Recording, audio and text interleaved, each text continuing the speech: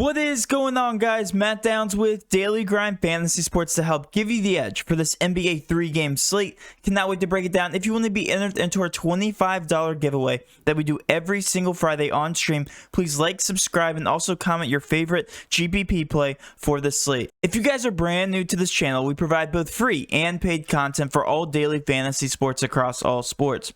If you could please show your support by hitting that subscribe button, notification bell, and of course smashing that like button for all of our future NBA content. If you would like to know more about becoming a better DFS player and taking down that big GPP, head over to www.patreon.com/DGFantasy for more information. On Patreon, we give advanced cheat sheets for all DFS sports on DraftKings. These cheat sheets include updated projections, ownership, and our overall favorite plays from slate to slate. We take it a step further by teaching you how to play fantasy sports like a shark, by showing you where the best leverage spots are to put you in the best spots to take down tourneys. Also included is our private Discord chat where you get to talk over the slate with everyone, including our coaches, to help build your lineups.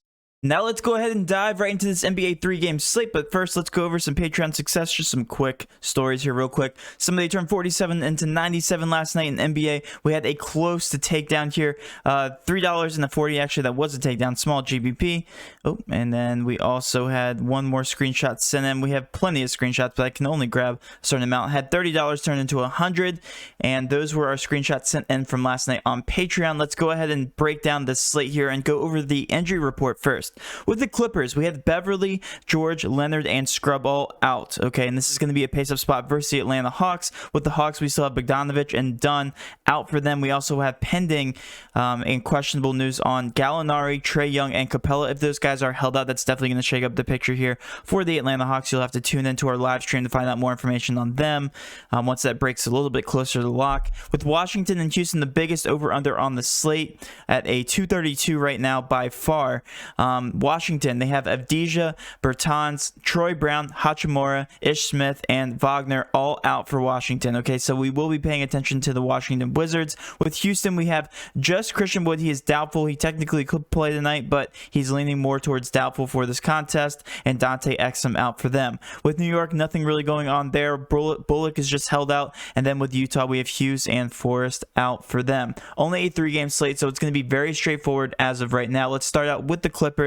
Like I said, pretty much everybody is out on this team. The 3 highest usage rate guys on the team, Beverly, Leonard, and Paul George, are all out for these guys. But the one thing I want you guys to pay attention to is the price tags on all these guys. They were adjusted because we knew in advance that these 3 guys were going to be out. So Kennard at $6,000 is going to be my favorite play. That is a huge price increase from his normal like 4.1 to 3.9K price tag. So he does get a nice usage boost if we actually take a look here. Kennard averaging 1.05 fantasy points per minute and does carry the second highest usage rate on the team with all those guys off the court, only next to Marcus Morris. So, looking down at Marcus Morris, he's also one of my favorite plays. 4.7K. I think he's going to be my favorite overall play on this team, just because he carries the highest usage rate. Only projected 29 minutes. I think that's going to be closer to 32 minutes.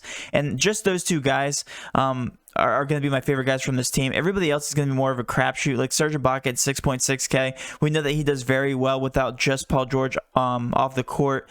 But again, the price tag just really, really high on this guy. Projected only 29 minutes right now. Zubac 4.9K, doesn't really get impacted. Lou Will at 5.8K.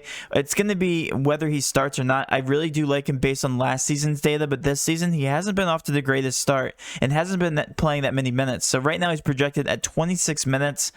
I don't know. I'm just not a fan of this team overall. I would be such a fan if all these price tags were just a little bit lower. Batum 6.3K, not that intriguing. Same thing with Reggie Jackson at 6.8K playing in 30 minutes. My 3 favorite plays are probably going to be Kennard, Morris, and then Ibaka in that order. But my 2 favorite are going to be Kennard and Morris. I'm definitely more interested in the Houston and Washington game. Going over to Atlanta, just a total crapshoot right now. We don't know who's going to be off the court, who's going to be on. I'm not even going to break them down. Right now, if Trae Young and Collins are held out, we're going to be looking at guys like Herter. We're going to be looking at guys like Hunter. Hunter in a fantastic spot, averaging 1.41 fantasy points per minute with all those guys off the court. But again, that is yet to be seen. 220.5 over under. I'm definitely going to be interested in them if they are held out, but again, they are questionable, so I will pin a post in the comment section below if they are held out before lock. Looking down at Washington here, we have still all these injuries out for them. We have Bryant, Bertans, Hachimura, Ish Smith, Avdija, Wagner, and Troy Brown. That opens up a lot of bench play minutes, specifically with Jerome Robinson. Got off to a fantastic start and had a fantastic line last game when these guys were held out. He's only at $4,000. I thought he'd get a heavier price increase. Playing 30 minutes, he averages just about a fantasy point per minute with all these guys held off the court, and I really do like him here in the spot. I think he's in the smash spot. 23.4 points is what I have him projected at right now. 5.8 point per dollar value. I like the value here from the Washington Wizards more so than I like the Clippers. Alex Len at 3.3K, only projected 19 minutes, is my next favorite on the team here. Bradley Beal last game was held out in the majority of the fourth quarter, which did hurt him. He would have hit value easily at 9.9K, a 5.3 point per dollar value. I still really do like Bradley Beal here against one of the worst defensive teams here in the NBA. If Russell Westbrook is still on the minute restriction, which he should be, then I still like Bradley Beal. This is a pace-up spot for both teams, and specifically against a very bad Houston Rocket team. Don't let the last performance keep you off of Bradley Beal. I think he's a fantastic play tonight, and I think he's going to be one of my favorite pay-up options here on the slate. Everybody else is just going to be GPP options. You could take stabs at Bonga here at 4.1K, Garrison Matthews at 4.2K, but the most productive of these guys, of these value plays, is going to be Jerome Robinson here from the Washington Wizards.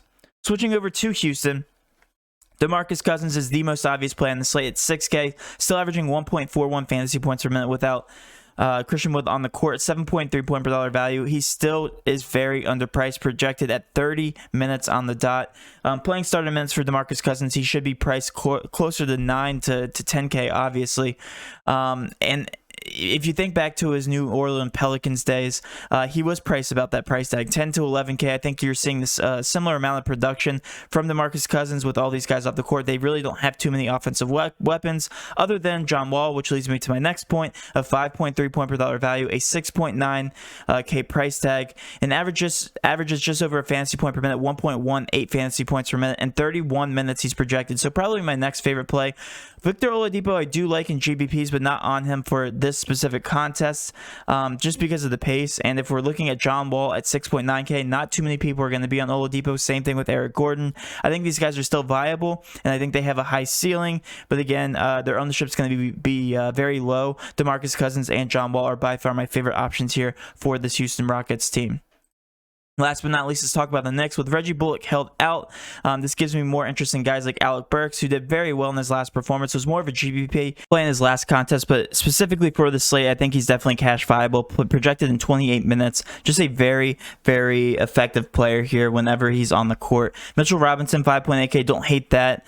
And then if we look further down the list here, Elfrid Payton, 5.7K. Don't hate that price tag. Same thing with RJ Barrett. Keep in mind, this is going to be a pace down spot, and the Utah Jazz are heavily favored. So naturally, I'm going to prefer the Utah Jazz. Let's go ahead and take a look at their price tags here. Rudy Gobert, very, very cheap, 7.2K. I think he's in a very good spot, especially against this weak big man team from the New York Knicks. They rank 13th in the league here. 7.2K is very, very good for Rudy Gobert. He's actually hit that price tag in his past 4 contests. Really do like him. I think he's going to be cash viable. He's going to be a very obvious option. Donovan Mitchell, more of a GPP option. Got a price increase here, 8.4K, but I don't hate any one of these guys. Again, the big hesitancy that I have from this game is the fact that they could blow out the New York Knicks, but it's only an 11-point spread. If they can keep it close, I do like all these price tags. But guys, we're going to go straight to the Washington game for any type of fillers.